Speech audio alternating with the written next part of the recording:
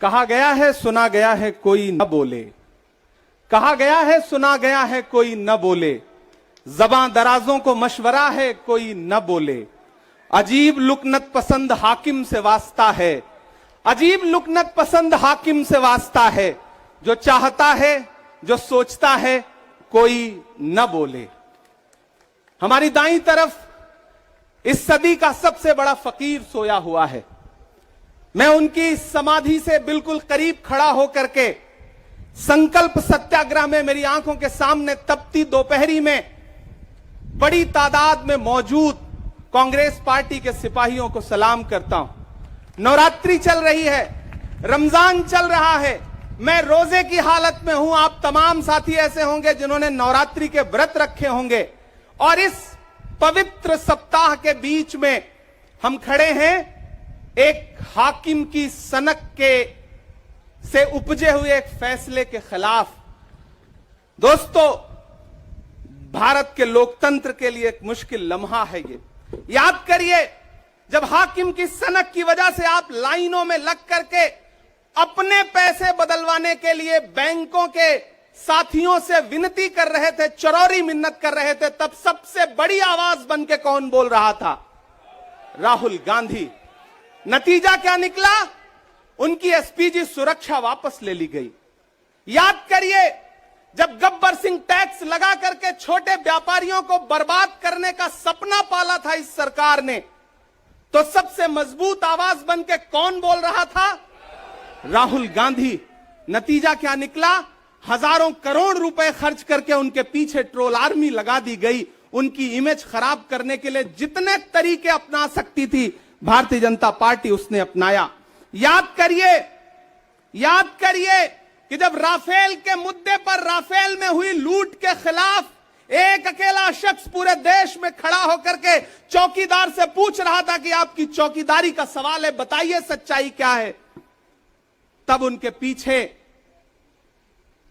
55 घंटे उन्हें ईडी के ऑफिस में बिठा करके पूछताछ की गई। मेरे भाई, उस शख्स ने क्या गुनाह किया? क्या कसूर है उनका? उनका कसूर इतना है कि जब देश में नफरतें सर चढ़ करके बोल रही थी तो उस शख्स ने कहा कि मैं भारत जोड़ने के लिए अपने पैर के छालों की परवाह किए बगैर 4000 किलोमीटर चलूंगा। यह कसूर है राहुल गांधी का। यह कसूर है राहुल गांधी का कि वह एक शहीद पिता के बेटे हैं। यह कसूर है उनका। यह कसूर है उनका कि उनकी दादी ने इस देश की मिट्टी के लिए अपने खून का एक एक कतरा कुर्बान कर दिया। यह कसूर है उनका। आज भारतीय जनता पार्टी के लोग हाउस में खड़े होकर के, सदन शुरू होते ही 1 मिनट भी सदन नहीं शुरू हुआ रहता था और खड़े होकर के राहुल गांधी माफी मांगो के नारे शुरू कर देते थे। किस बात की माफी? क्योंकि वो भारत जोड़ रहे हैं, वो लोकतंत्र को बचाने की बात कर रहे हैं। अरे भाजपाइयों, माफी तो आपको मांगनी चाहिए। 15 लाख के झूठे जुमले के लिए माफी मांगो, बढ़ती हुई महंगाई के लिए माफी मांगो, अच्छे दिन के झूठे वादों के लिए माफी मांगो, लोकतंत्र को कुचलने के लिए माफी मांगो, महंगाई के खिलाफ माफी मांगो, 400 का सिलेंडर 1100 रुपए करने के लिए माफी मांगो, 58 रुपए का पेट्रोल 100 रुपए का करने के लिए माफी मांगो, हिंदू को मुसलमान से लड़ाने के लिए माफी मांगो, सिख को ईसाई से लड़ाने के लिए माफी मांगो। माफी तो तुम मांगो। और अगर तुम ये कहते हो कि राहुल गांधी ने विदेश में जाकर के भारत का अपमान किया, तो प्रधानमंत्री जी, मैं आपसे पूछना चाहता हूं कि जब दोहा में, शंघाई में, कैलिफोर्निया में, अमेरिका में खड़े होकर के आप कह रहे थे कि भारत तो सपेरों का देश है, भारत में पैदा होना तो पाप है, प्रधानमंत्री जी, माफी तो आपको मांगनी चाहिए। मैं आज प्रियंका दीदी को सुन रहा था, मेरी आंखों में आंसू थे उनका भाषण सुन करके। पिछले कुछ हफ्तों में 2 बार मेरी पलकें नम हुई। पहली बार तब हुई जब हम संसद भवन से तमाम सांसद निकल रहे थे और एकाएक हमने सीपीपी ऑफिस में देखा कि राहुल गांधी जी को 2 साल की सजा दे दी गई। उन लम्हों में मेरी आंख में आंसू थे। मैं शायर हूं तो मैं भावुक हूं, शायद इसलिए मेरी आंखें नम हो जाती हैं ऐसे लम्हों में।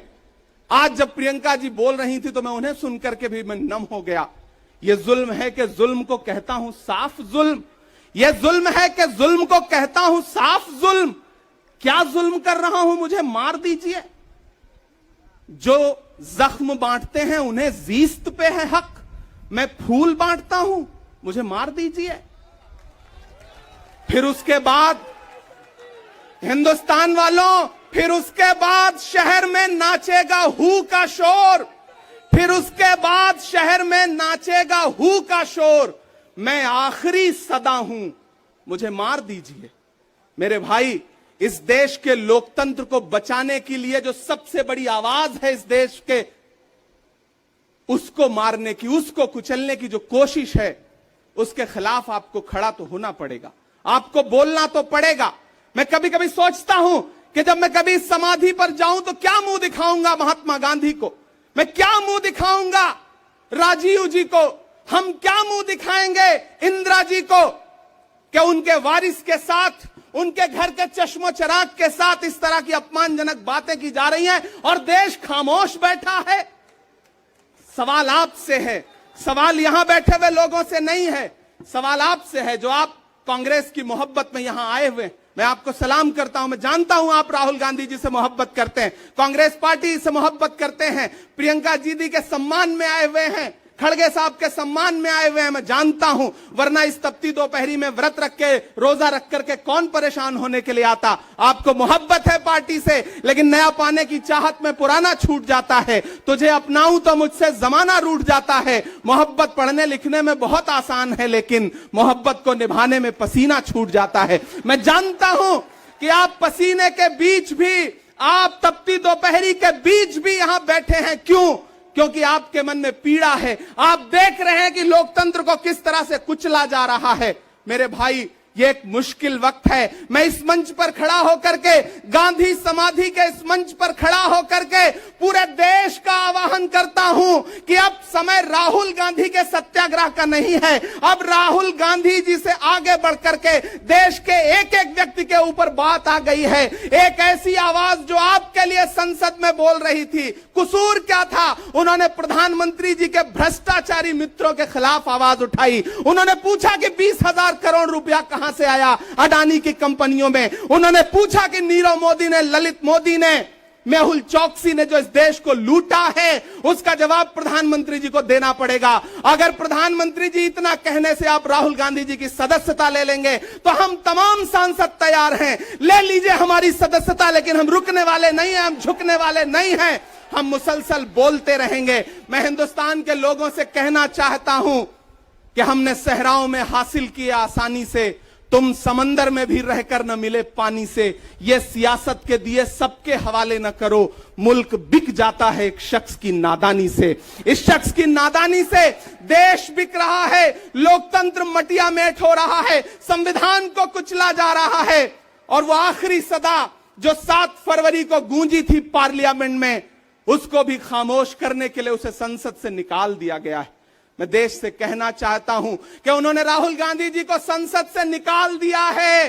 देश सुने इस बात को कि नरेंद्र मोदी जी और उनकी सरकार ने साम दाम दंड भेद इस्तेमाल करके राहुल गांधी को संसद से निकाल दिया है। अब देश के ऊपर फैसला है, उन्होंने संसद से निकाला है। देश के लोगों, राहुल गांधी को अपने दिल में रखो, अपने दिल में बिठाओ, निकलो पूरे देश में, करो सत्याग्रह। देखते हैं इस हुकूमत की तानाशाही में कितनी ताकत है। अगर कांग्रेस का एक एक कार्यकर्ता जो अपने घरों पर कहीं बैठा हुआ है, मैं उससे भी आह्वान कर रहा हूं कि राहुल गांधी से बढ़कर के ये मसला इस देश के लोकतंत्र तक आ गया है, इसे बचाइए। और राहुल जी शायद अपने घर पर होंगे, यहां हम हजारों की तादाद में उनको समर्थन देने के लिए जुटे हैं।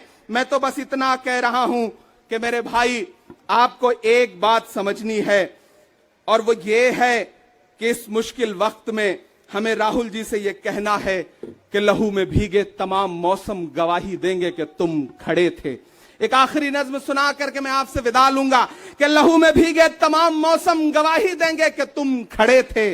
शहर का सूरज गवाही देगा कि जब अंधेरों की कोख से निकलने वाले ये सोचते थे कि कोई जुगनू बचा नहीं है, तो तुम खड़े थे, तुम खड़े थे। तुम्हारी आंखों के ताकचों में जलती मशालों ने नई मनाजिल हमें दिखाई। तुम्हारे भाई, तुम्हारी बहनें, तुम्हारी माएं, तुम्हारी मिट्टी का जर्रा जर्रा गवाही देगा कि तुम खड़े थे। हमारी धरती के जिस्म से जब हवस के मारे ये सोचते थे कि सियाह जोंकों की तरह चिमटे तो तुम खड़े थे। तुम्हारी हिम्मत, तुम्हारी अजमत और इस्तकामत तो वो हिमालय है कि जिसकी चोटी तलक पहुंचना न पहले बस में रहा किसी के, न आने वाले दिनों में होगा। सो आने वाली तमाम नस्लें गवाही देंगी कि तुम खड़े थे, कि तुम खड़े थे। हम तमाम लोग, मैंने कहा ना बहुत सारे लोग यहां व्रत रख करके आए हुए हैं, मैं रोजे से हूं। हम तमाम लोग इस देश के लोकतंत्र को बचाने के लिए राहुल गांधी जी के साथ अलग ऐलान खड़े हैं, खड़े रहेंगे और एक एक सांस तक उनके साथ खड़े रहेंगे। ये हमारा राहुल गांधी जी से वादा है। जिसे खौफ नहीं है मुरझाने का, हम उस गुल के साथ खड़े हैं। कैसा भी दौर आए लेकिन हम राहुल के साथ खड़े हैं। कल भी खुलकर साथ खड़े थे, आज भी खुलकर साथ खड़े हैं। कैसा भी दौर आए लेकिन हम राहुल के साथ खड़े हैं। शुक्रिया।